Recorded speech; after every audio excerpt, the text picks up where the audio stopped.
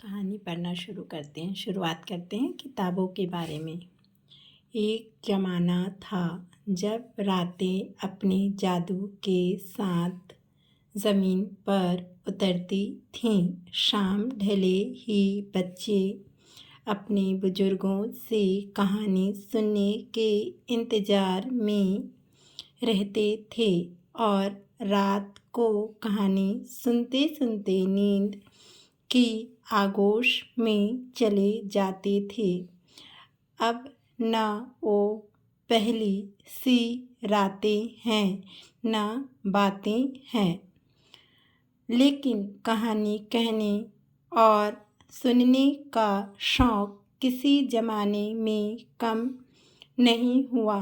ये अलग बात है, कहानियाँ सुनने के अंदाज ज़रूर बदल गए हैं। हमने इस किताब में कुछ नई और पुरानी कहानियाँ आपके लिए जमा की हैं।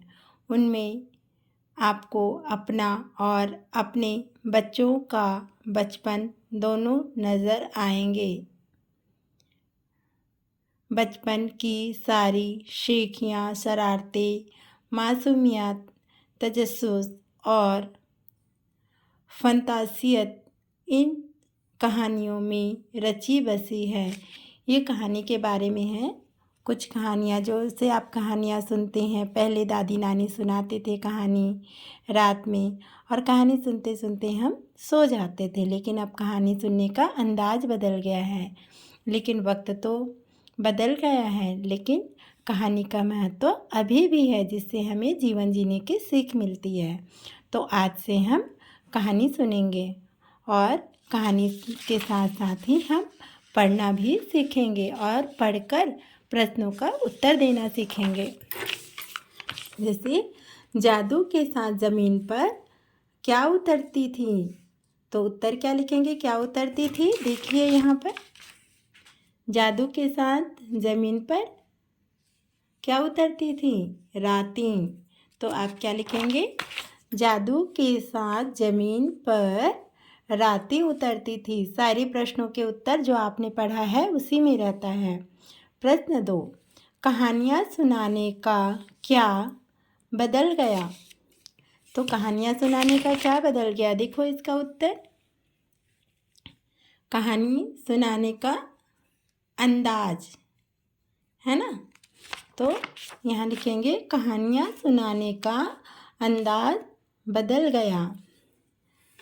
कहानियाँ सुनाने का अंदाज बदल गया। अब आते हैं खाली स्थान भरना। ये भी आपको जो पढ़ा है आपने उसी के अंदर से रहता है। खाली स्थान भरिए। बचपन, नींद, ज़माना। इन खाली स्थान में, इन तीनों शब्दों में आपको चुन के भरना है कि कौन से खाली स्थान में क्या आएगा। ये आप जो भी पाठ पढ़ते हैं, हिंदी, इंग्लिश, EVS, सब में यही रहता है। आप जो पाठ पढ़े हैं उसमें से कुछ शब्द दे दिए जाते हैं, उन शब्दों को चुनकर आपको खाली स्थान भरना होता है। रात में कहानी सुनते सुनते किसकी आगोश में, नींद। क्या आएगा यहाँ पर, नींद,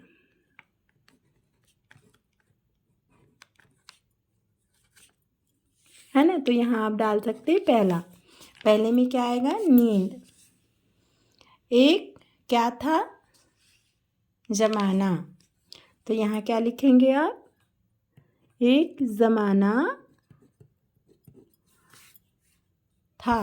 तो यहाँ पर क्या आ जाएगा कि किस में आएगा, सेकंड में, है ना। अब अपना और अपने बच्चों का क्या क्या याद आएगा, बचपन।